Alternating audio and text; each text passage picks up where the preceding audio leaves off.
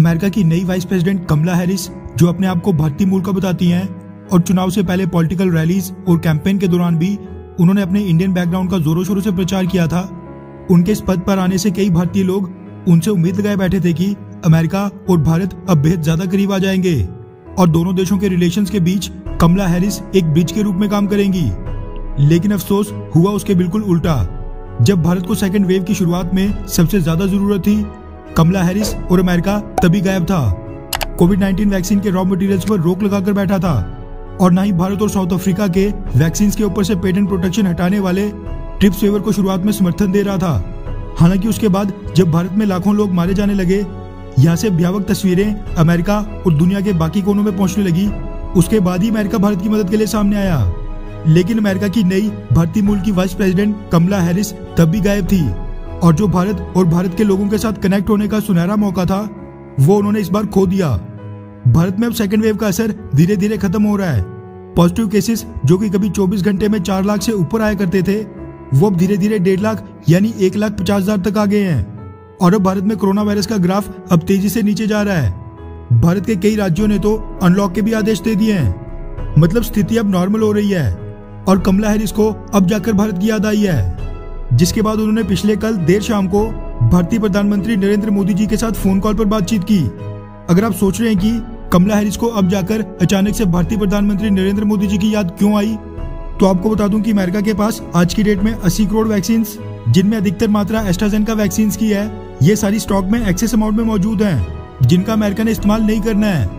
America ने AstraZeneca की ये वैक्सीन किसी इमरजेंसी की स्थिति से निपटने के लिए रखी थी, मगर क्योंकि एस्ट्राजेनेका वैक्सीन के इस्तेमाल से साइड इफेक्ट्स और ब्लड क्लॉट के केसेस सामने आ रहे थे, इसलिए उसने अपनी वैक्सीन ड्राइव में एस्ट्राजेनेका वैक्सीन का इस्तेमाल नहीं किया था।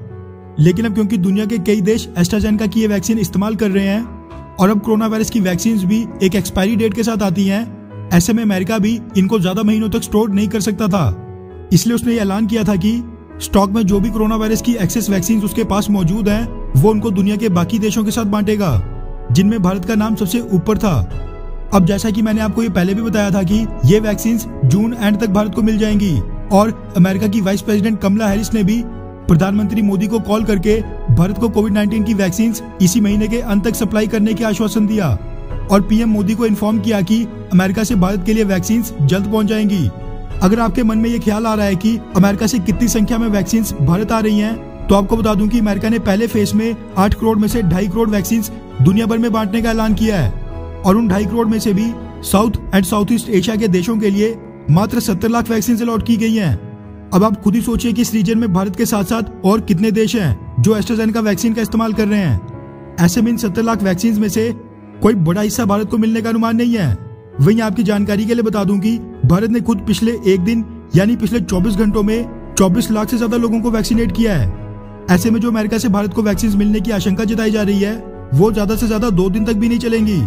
लेकिन ये है कि ना से तो ये मदद बहुत ही सराहनीय है, जिसकी प्रशंसा तो होनी चाहिए। साथ में आपको बता दूं कि भारत ही वो अकेला देश नहीं था जिसको अमेरिका की वाइस प्रेसिडेंट कमला हैरिस ने पर्सनली कॉल करके इन्फॉर्म किया था, बल्कि भारत के साथ साथ 4 और देशों के राष्ट्रीय अध्यक्षों को उन्होंने कॉल की थी।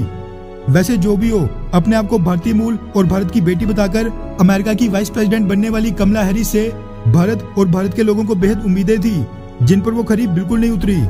खैर, क्या आप कमला हैरिस को भारत की बेटी मानते हैं, हाँ या फिर नहीं? नीचे कमेंट करके अपनी राय जरूर बताएं। अच्छा सुनो, चैनल को सब्सक्राइब करो, उसके बाद घंटी बजा देना ताकि अगली वीडियो आपसे मिस ना हो पाए। Thank you.